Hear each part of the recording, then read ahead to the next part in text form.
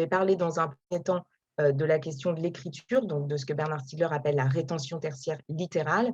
Puis, je parlerai plus spécifiquement des médias analogiques et audiovisuels, hein, donc ce que Bernard Stiegler appelle la rétention tertiaire analogique. Et enfin, des technologies numériques plus précisément. Je vais aller assez vite en fait, hein. Je vais bien sûr pas faire le tour de toutes ces questions, mais c'est simplement pour donner une idée de la manière dont on pourrait envisager des technologies intellectuelles numériques, que j'appelle plutôt des technologies numériques réflexives ou herméneutiques, le terme d'intellectuel étant problématique sur de nombreux aspects. Donc, pour commencer, cette notion de technologie intellectuelle, elle a été élaborée par un anthropologue qui s'appelle Jack Goody et qui l'a d'abord utilisée pour décrire l'écriture. En fait. Il s'interrogeait, Jack Goody, sur le passage des sociétés orales aux sociétés écrites, enfin, disons plutôt sur les enjeux de l'écriture en termes à la fois psychosocial, politique, etc. Mais ce qui lui importait de souligner à travers cette notion de technologie intellectuelle, c'était que les activités que l'on dit traditionnellement intellectuelles reposent en fait sur la pratique de techniques corporelles et d'instruments ou de supports matériels. Autrement dit, ces instruments, ces supports que l'on considère parfois comme des moyens de communication, hein, comme des technologies de communication, technologies de l'information, technologies de communication, pour Jack Goody, ils ne sont pas seulement des moyens de communiquer, mais ils ne sont pas seulement des véhicules qui permettent de transmettre un message, mais ils transforment la nature même de ce que nous communiquons, la nature même de ce que nous pensons, et en fait, ils configurent en profondeur les opérations cognitives et mentales. C'est pour cette raison qu'il parle de technologie intellectuelle, c'est pour souligner le rôle que toutes sortes de techniques ont dans les opérations intellectuelles, les opérations cognitives, les opérations mentales. Il écrit la chose suivante. Lorsque j'utilise cette notion donc, de technologie de l'intellect pour parler de l'écriture, j'entends ce terme principalement non pas comme référent au premier niveau, celui de l'instrumentation physique, mais pour désigner la manière dont l'écriture affecte les opérations cognitives et intellectuelles, etc. etc. Mais donc l'écriture a une influence intérieure d'une espèce particulière, car elle change non seulement notre manière de communiquer, mais la nature même de ce que nous communiquons, que ce soit aux autres ou à nous-mêmes. La première fois que j'ai parlé de l'écriture comme technologie de l'intellect, écrit-il encore, je pensais au type d'opération cognitive ou intellectuelle qui pouvait être menée à bien grâce à l'écriture et qui était impossible, difficile ou moins efficace dans un système oral. Autrement dit, l'idée de Goody, c'est vraiment l'idée suivante, que les technologies, et en particulier les techniques d'écriture, les techniques d'enregistrement, ce qu'on appelle les techniques de communication, d'information, eh bien, elles ne sont pas seulement des moyens pour véhiculer un message, mais elles sont des transformations même de nos manières de penser. Comme le disait aussi Nietzsche, nos outils d'écriture participent à l'éclosion de nos pensées, pour le résumer de manière très lapidaire. Donc, dans le cas je projette une mauvaise image. Dans le cas de l'écriture à proprement parler, alors la question qu'il faut se poser, c'est comment la technique de l'écriture a-t-elle transformé les manières de penser, les opérations cognitives, intellectuelles, mentales, etc., etc. Alors, sur ce point, Goody va souligner plusieurs choses. Tout d'abord, donc, il faut bien comprendre que, selon lui, donc, l'écriture, qu'est-ce que l'écriture? Eh bien, l'écriture, c'est d'abord la fixation spatiale du discours oral. C'est-à-dire, c'est la transformation donc, d'un flux temporel, qui est le discours oral, la parole, si vous voulez, qui est un flux continu et sonore, en un objet stable et visuel composé d'éléments discrets qui va être le texte écrit, qui est composé de lettres, de mots, de phrases, etc. etc. Donc, on a un flux sonore continu, le flux de la parole, qui va se spatialiser, se sédimenter, s'objectiver dans un objet spatial qui est le texte, qui est stable, lui, et qui n'est pas temporel, et qui est visuel surtout. Donc, on a une forme, donc, un processus de spatialisation, de discrétisation et de visualisation. Et ce processus-là, c'est ce que Bernard Stiegler décrit comme un processus de grammatisation. Donc, la grammatisation, pardon, Je vous ai mis la définition ici, mais vous pouvez la retrouver aussi sur Internet si ça vous intéresse. La grammatisation, ça désigne la transformation d'un continu temporel en un discret spatial. Bon, je passe un petit peu pour accélérer. Le processus de grammatisation consiste en une discrétisation, une discrimination, une analyse et une décomposition des flux. Donc, il y a grammatisation quand on a un flux temporel qui se spatialise, se décompose pour cela en éléments discrets et s'objective dans un support stable et matériel. Voilà. Et donc, l'écriture, en ce sens, peut être considérée comme un processus de grammatisation. On va voir qu'il y en a beaucoup d'autres. Mais en tout cas, l'écriture est un cas de la grammatisation. Et Bernard Stiegler parle en ce sens de grammatisation littérale. Et donc, ce que Jack Goody va souligner, c'est que ce processus de grammatisation, donc de spatialisation, si vous voulez, du flux de la parole sous forme d'écriture, eh bien, il va ouvrir toutes sortes de possibilités nouvelles, de possibilités cognitives, de possibilités psychiques, de possibilités mémorielles, de possibilités émotionnelles nouvelles. Notamment, tout d'abord, ce processus va rendre possible un processus de réflexivité en permettant aux individus de faire rebondir leurs pensées entre eux-mêmes et la feuille de papier. La feuille va leur servir d'écran, en quelque sorte, d'écran de projection ou de miroir réfléchissant qui va leur permettre tout simplement d'accéder à leurs pensées et d'extérioriser leurs pensées et d'accéder à leur discours intérieur après l'avoir extériorisé. Donc, finalement, de découvrir leurs propres pensées projetées hors d'eux-mêmes et d'exercer ainsi une forme de réflexivité. Mais ce sur quoi Djagoudi insiste surtout, c'est que cette spatialisation et cette visualisation des discours parlés, elle va ouvrir de nouvelles possibilités d'analyse critique et d'examen critique. En fait, donc la technique de l'écriture offre la possibilité de faire un retour critique sur le discours, qui demeurait impossible dans le cas de la parole, du discours parlé. Puisque lorsque j'écoute quelqu'un parler, là, lorsque vous m'écoutez parler, vous êtes obligé d'une certaine manière de suivre le flux temporel de ma parole. Vous ne pouvez pas en même temps revenir au début de mon discours, analyser tout ce que j'ai dit jusqu'à maintenant, vérifier si le raisonnement tient, si les arguments sont logiques, etc. etc. Et c'est précisément ça que va rendre possible l'écriture.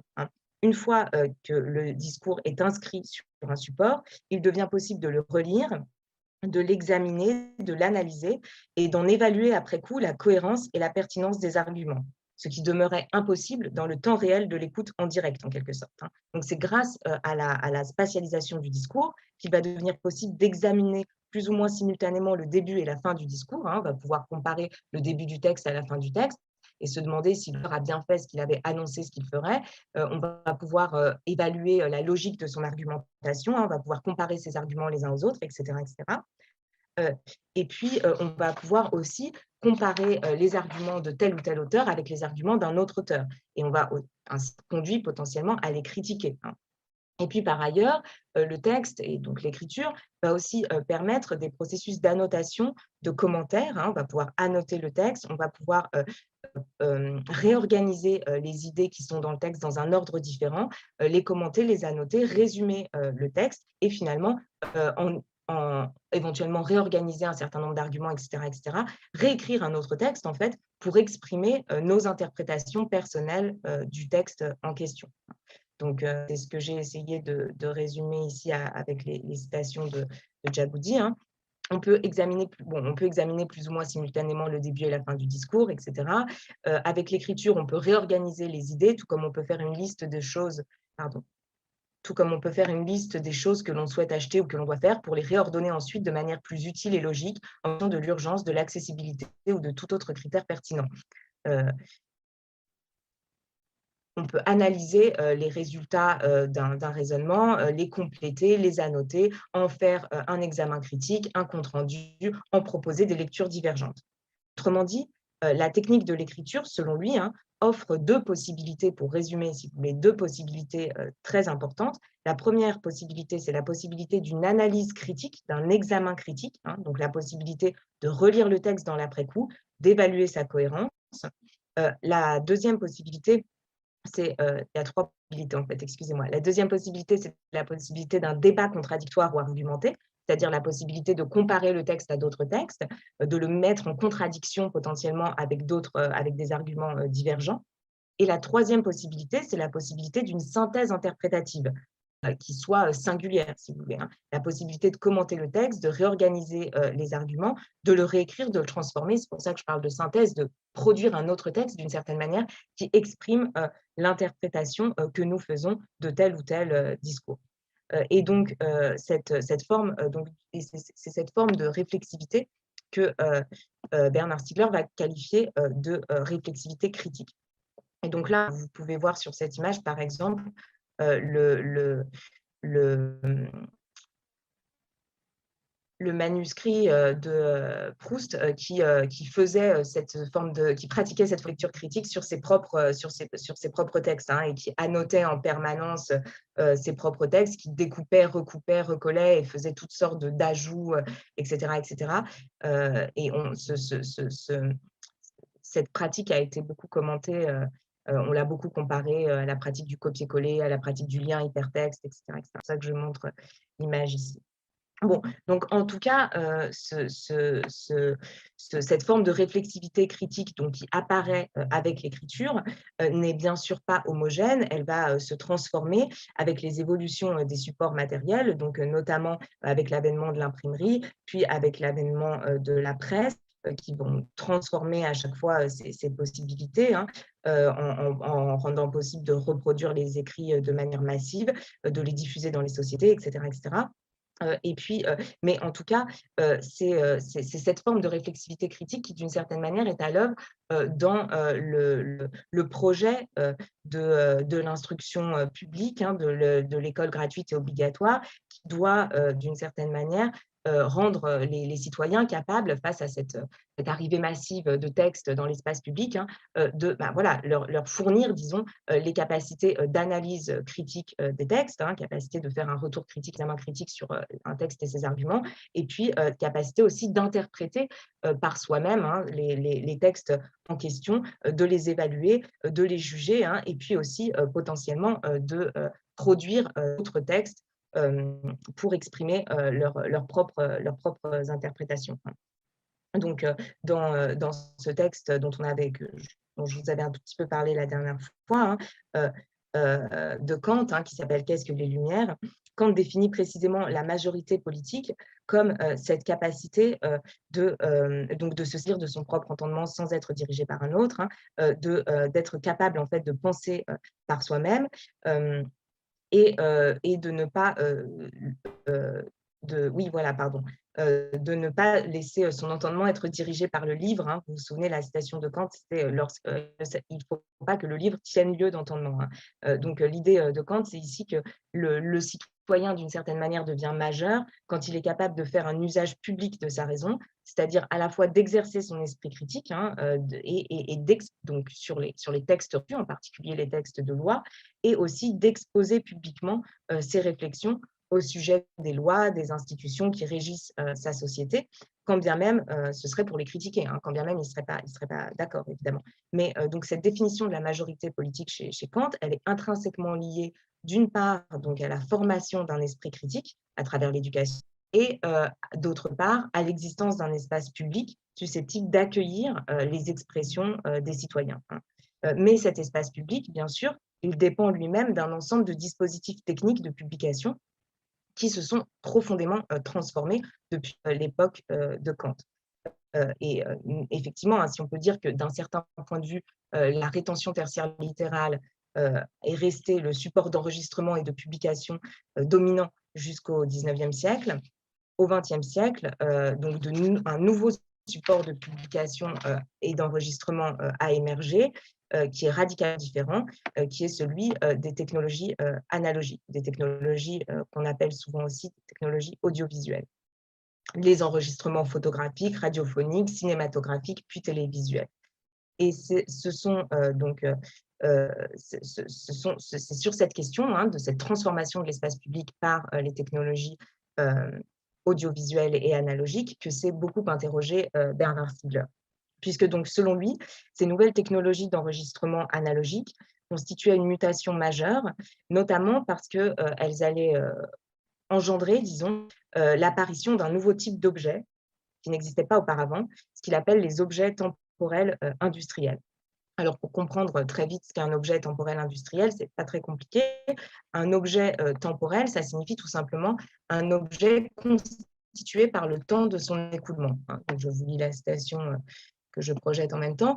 Un objet temporel est constitué par le temps de son écoulement, comme par exemple une mélodie de musique, un film de cinéma, une émission de radio, etc., etc. Un objet est temporel dans la mesure où il est constitué par l'écoulement pendant lequel il passe, à la différence d'un objet, un morceau de craie, par exemple, qui est au contraire constitué par sa spatialité, par le fait qu'il ne s'écoule pas. Autrement dit, un objet temporel, hein, selon la définition de Bernard Stiegler, qu'il reprend en fait un autre philosophe qui s'appelle Husserl, mais peu importe ici, un objet temporel, c'est un objet qui passe, tout simplement, hein, qui s'écoule dans le temps. Donc, par exemple, un discours oral, hein, je vous disais tout à l'heure, c'est un flux temporel, c'est un objet temporel. Une mélodie de musique, c'est un objet temporel aussi, c'est un début et une fin. Un film de cinéma, une émission de radio sont en ce sens des objets temporels. Là où un livre, par exemple, c'est un objet spatial, puisque c'est le lecteur qui, en lisant, va temporaliser le livre. Mais le livre n'a pas de durée objective. Par exemple, voilà, ça n'a aucun sens de dire qu'un livre dure 1 heure ou 2 heures. Tout dépend du temps singulier que vous mettez à le lire. C'est vous qui le temporalisez, hein. Alors que précisément, dans le cas du film, par exemple, ou de l'émission de radio, ou même du discours, l'objet a une durée objective, hein. Voilà, j'ai commencé à parler à telle heure, je vais finir à telle heure. Et d'ailleurs, il faut que je me dépêche. Mais en tout cas, voilà la définition de l'objet temporel. Et donc, l'objet temporel industriel, quand Bernard Stiegler parle d'objet temporel industriel, il veut dire tout simplement que aujourd'hui, eh bien, au début du XXIe siècle, écrit-il, une énorme partie de l'activité industrielle consiste à produire des objets temporels qui ont pour caractéristique d'apparaître en disparaissant, c'est-à-dire de coïncider dans le temps de leur écoulement avec l'écoulement du temps de votre conscience. Donc, les objets temporels industriels, ce sont tous les objets temporels qui sont produits industriellement, hein, donc de manière, disons, standardisée, massive, et puis qui sont marchandisés, en quelque sorte, hein. Donc, par exemple, un film cinématographique, mais une émission de télévision, une émission de radio, ce sont des objets temporels industriels. Et donc, la caractéristique des objets temporels, c'est le fait que lorsqu'ils passent, eh bien, le récepteur, d'une certaine manière, doit coïncider avec ce passage, hein. Il y a une coïncidence de l'écoulement de votre temps de conscience, donc du temps de conscience de l'auditeur ou du spectateur, avec l'écoulement des objets temporels. C'est ce qui permet que votre conscience adopte le temps des objets temporels en question. Donc, lorsque vous écoutez un discours, un morceau de musique, une émission de télévision, une émission de radio, un film cinématographique, vous passez votre temps dans l'objet d'une certaine manière, hein. Il y a une coïncidence entre le flux de votre conscience et le flux de l'objet. Ces deux flux se coïncident et fait que vous êtes capté ou captivé par l'objet temporel, hein. C'est ce qu'on peut voir par exemple sur cette image de ce film de Woody Allen, hein, qui met en scène une spectatrice de cinéma qui se laisse complètement captiver par le film au point de rentrer à l'intérieur de l'écran. Et donc, c'est pour ça, hein, c'est en raison de cette coïncidence des flux, en quelque sorte, hein, que les objets temporels audiovisuels, qui mobilisent donc le champ visuel et le champ auditif, hein, sont spécifiquement captivants, hein, et qu'ils peuvent captiver notre attention, puisque quand nous lisons un livre, nous devons faire l'effort, en quelque sorte, de créer par notre imagination les images, les sons, etc., les scènes, alors que devant un film, d'une certaine manière, les images et les sons sont produits pour nous, et puis le flux de notre conscience adopte le flux du film, hein. Et c'est la raison pour laquelle, Bernard Stiegler le souligne à plusieurs reprises, eh bien, quand nous commençons à lire un mauvais livre, nous pouvons l'abandonner très vite, mais il arrive très souvent que nous restions plongés dans une émission de télévision qui peut être très mauvaise, hein. Il arrive souvent aujourd'hui, hein, notamment avec les techniques du scroll infini, hein, que nous restions plongés à faire défiler toutes sortes d'images et de vidéos sur nos smartphones, alors même que, comme le précisait cet article de la revue Ouzbek Erika, sur son lit de mort, personne ne se dit j'aurais aimé passer plus de temps sur Facebook. Mais de fait, beaucoup de personnes vont néanmoins passer leur temps ou faire coïncider leur flux de conscience avec le flux de ces divers objets temporels. Et donc, le deuxième danger donc il y a un premier danger en quelque sorte inhérent à ces objets temporels industriels, c'est l'effet de captation de l'attention qu'ils produisent. Ce qui ne veut pas dire que ce soit toujours mauvais, hein, c'est ça qui fait la richesse aussi des meilleurs films à suspense, etc. etc. Donc, ce n'est pas une condamnation, c'est simplement une constatation. Et la deuxième constatation de Bernard Stiegler, c'est que dans le cas de la lecture d'un texte, eh bien, le récepteur des symboles lus est aussi, au moins en puissance, un producteur de symboles, dans la mesure où savoir lire suppose d'avoir appris à écrire. On ne peut pas apprendre à lire sans apprendre à écrire. Les deux apprentissages de la lecture et de l'écriture se font en même temps. Donc, d'une certaine manière, pour pouvoir recevoir un texte, pour pouvoir déchiffrer un texte, vous êtes obligé d'être capable aussi de produire un texte. Même si vous n'êtes pas écrivain, même si vous ne savez pas bien écrire, en droit, vous devez normalement savoir un minimum écrire, puisque sinon, vous ne pourriez même pas déchiffrer le texte. Hein. Pour apprendre à lire, il a fallu apprendre à écrire, il a fallu tracer les lettres une à une en prononçant les sons, etc. etc. Et donc, l'apprentissage de l'écriture et de la lecture vont toujours de pair, et les récepteurs de symboles textuels ou littéraux eh bien, sont aussi en droit des producteurs de symboles textuels ou littéraux. Mais par contre, dans le cas des objets temporels audiovisuels industriels, notamment des émissions, des films de cinéma, mais des émissions de télévision, eh bien, ce n'est plus le cas. La situation est très différente, puisque cette fois, il est tout à fait possible de voir un film ou une émission, donc de recevoir des symboles audiovisuels, sans être capable d'en produire soi-même, hein. Donc sans avoir aucune idée même de la manière dont ils sont produits. C'est-à-dire que vous pouvez très bien voir, d'ailleurs c'est le cas de la plupart des citoyens, hein. Nous voyons toutes sortes d'émissions de télévision, nous voyons toutes sortes d'images, sans avoir aucune idée de la manière dont ils ont été produits. Nous n'avons pas été formés aux techniques de la prise de son, de la captation d'images, du montage, de la post-production, etc. Hein. Et nous sommes, donc, pour reprendre une expression qu'utilisait le philosophe Jacques Derrida, dans un état de quasi-analphabétisme à l'égard de toutes ces images que nous recevons pourtant en permanence, hein, mais que nous recevons du coup de manière passive, puisque nous n'avons pas la capacité d'en produire en retour, hein, et de participer à cette production de contenu symbolique. Hein. Donc, c'est ce que Bernard Stiegler a définissait comme un état de misère symbolique, hein, en soutenant qu'il y avait une opposition dans le cas des contenus audiovisuels entre les producteurs et les consommateurs de symboles, hein, entre ceux qui produisent les symboles audiovisuels et puis ceux qui les consomment et qui finalement ne peuvent pas participer à cette production symbolique parce qu'ils n'ont pas ni les techniques ni les moyens de le faire. Hein. Il écrit la chose suivante, hein, par misère symbolique, j'entends la perte d'individuation qui résulte de la perte de participation à la production des symboles. Et donc, cela pose, selon lui, un problème majeur. Hein. C'est un problème qui avait déjà été souligné avant lui par Gunther Anders de manière différente dans un livre qui s'appelle « L'obsolescence de l'homme », dans lequel Gunther Anders soutenait que les auditeurs des émissions de radio ou les spectateurs des émissions de télévision étaient d'une certaine manière, se retrouvaient dans une certaine forme de mutisme. Ils étaient condamnés à une impossibilité de répondre. Et en cela même, ils étaient niés dans leurs existences. Et donc, ce que Bernard Stiegler souligne à l'époque où les technologies numériques commencent à apparaître, c'est que précisément, ces nouvelles technologies viennent bouleverser cette situation, en fait. Précisément, les technologies numériques vont rendre accessibles aux citoyens les technologies médiatiques qui, auparavant, étaient réservées aux professionnels de l'audiovisuel. La numérisation va profondément modifier la situation, puisque tout à coup, hein, d'une certaine manière,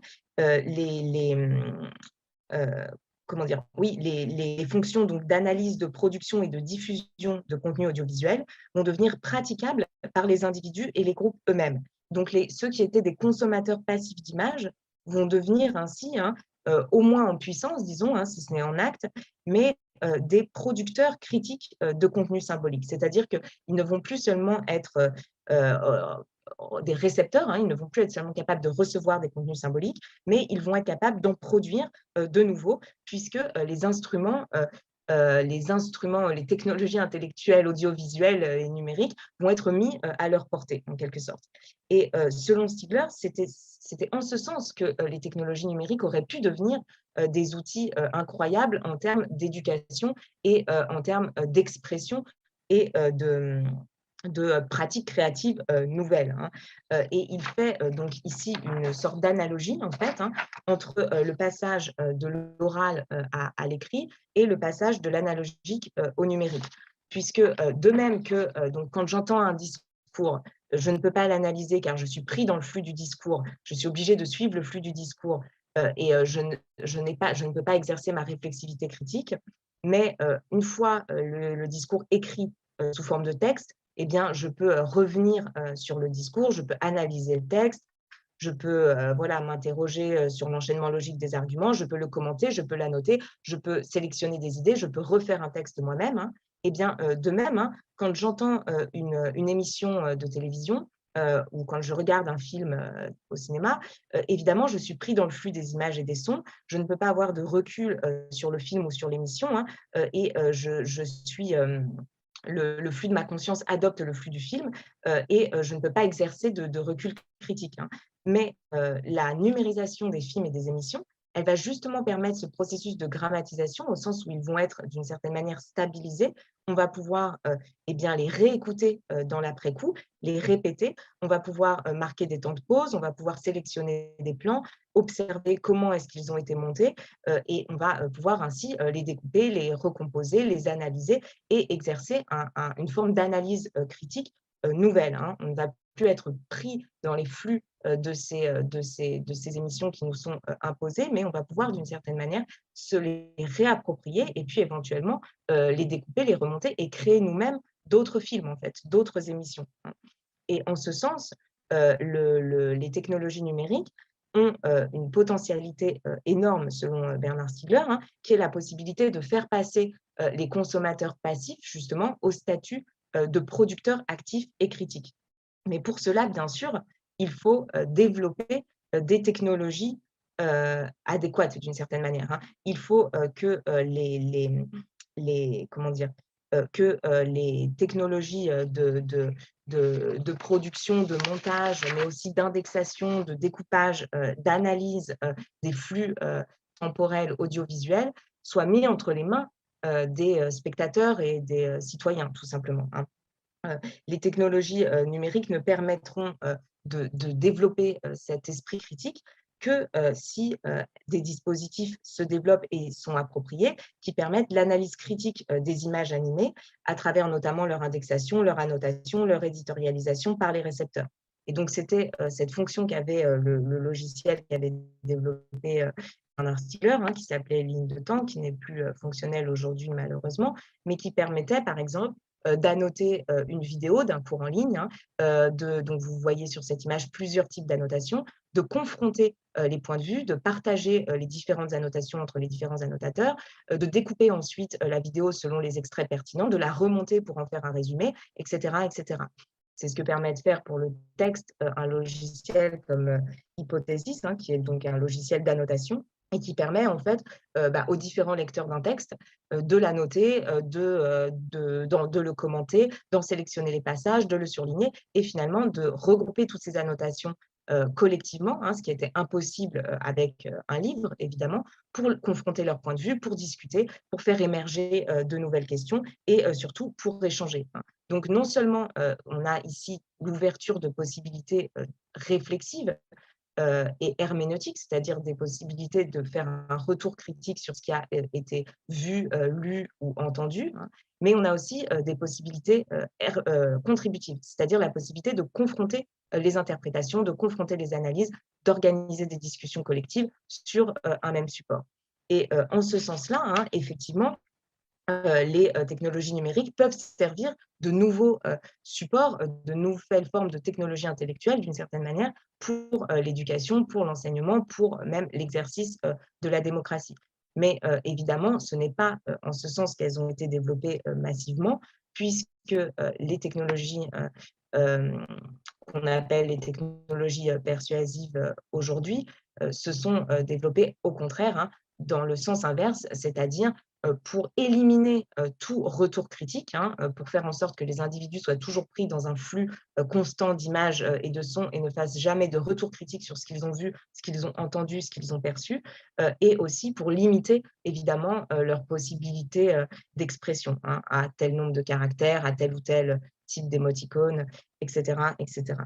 Donc voilà, je vais m'arrêter là parce que j'ai déjà beaucoup trop parlé, mais c'était simplement une manière d'ouvrir, un petit peu la discussion sur, des potentialités, différentes, hein, et alternatives, qui, pourraient être développées à partir du numérique en dépit, de